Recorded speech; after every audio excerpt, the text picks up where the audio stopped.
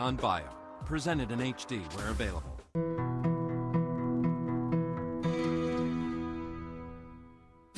George Michael had disbanded Wham at the peak of their success and had become one of the biggest artists in the world with the release of the album Faith. But the exhausting process of promotion and touring had been testing for him, and more personal matters were starting to come to the fore. By then I realized that I wasn't bisexual, I was gay. And I'd really come to that realization right at the beginning of the whole Faith period, you know. So that was weighing on me very heavily by then, because I didn't, you know, I wasn't a liar, but I was in a situation where I was so high profile. And on top of that, I think I was struggling with the beginnings of depression, which is in my family, but I didn't acknowledge that it might be something actually chemical for many years. George started writing his second solo album, Listen Without Prejudice. Naturally, for one of the biggest artists in the world, the anticipation was immense. But when the record was released in 1990, George, still scarred by the Faith promotion experience, decided to take a back seat. When I heard that George wasn't going to be active in the promotion of Listen Without Prejudice, I just thought, uh-oh. I could have toured again and really, really taken it somewhere really silly in terms of fame and money. But at the time, that was just terrifying to me. So I kind of went into hiding for about 6 or 7 years, which was obviously not helped by a 3-year court case, blah, blah, blah, blah, blah. But it was absolutely essential. I think it's one of the reasons I'm still sane today. Hampered by the lack of promotion, Listen Without Prejudice only sold 4 million copies, a fraction of Faith's 12 million. Relations with his record company Sony became strained and reached breaking point when George decided to take them to court, claiming that the contract he had signed as a teenager effectively handcuffed him to the record label for the rest of his career.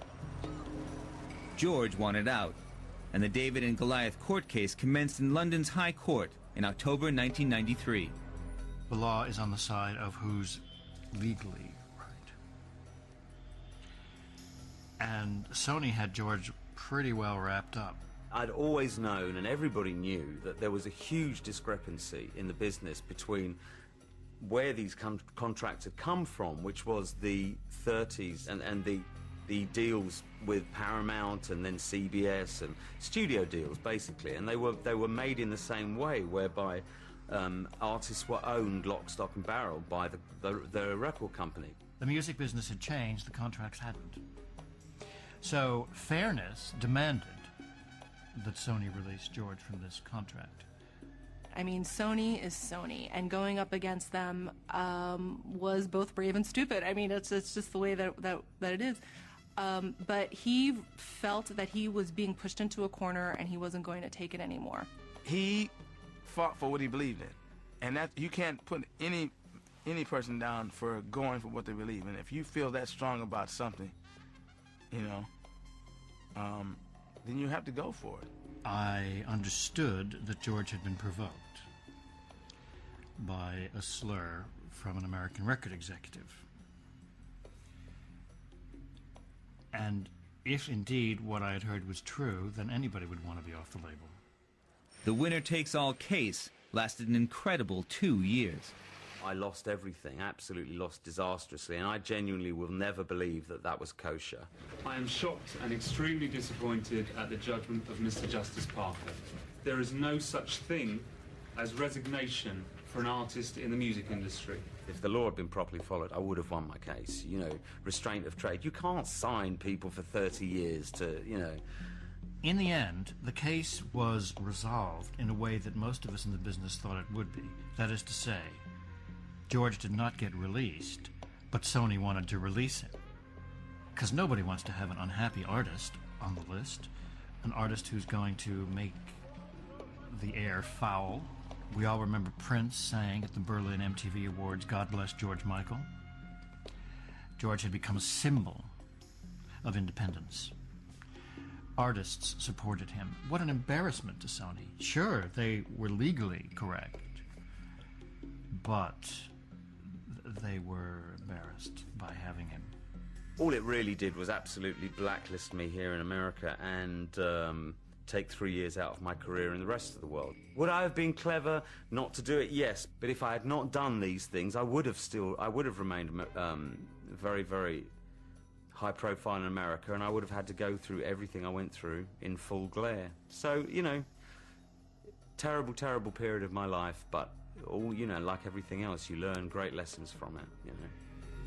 George was signed to a new label, but still took 3 years to release his next album, Older. Older was a mature and pensive work, but unfortunately proved another commercial disappointment. Its sales clearly hampered by his long hiatus away from performing. However, all this seemed inconsequential when George's beloved mother, Leslie, suddenly fell ill with an aggressive strain of cancer. Tragically, Leslie died shortly after her diagnosis, and George broke down completely. That was more of a loss than I could ever have believed, and it kind of came out of nowhere. So yeah, I felt quite sorry for myself for a bit, you know. I was not really, I was not a happy puppy for a while. I did call him then and try to talk to him at that time, but it was very hard to even at that time hold a conversation. There are things that gotten so out of hand, and rightly so, you know. I always think that life is divided into two sets of people who have lost and people who haven't yet, you know. And the day that you really lose, is the day you become an adult, a real, true adult. George Michael had been one of the biggest stars in the world, but after 2 disappointing albums, a court case, and the untimely death of his mother, was this the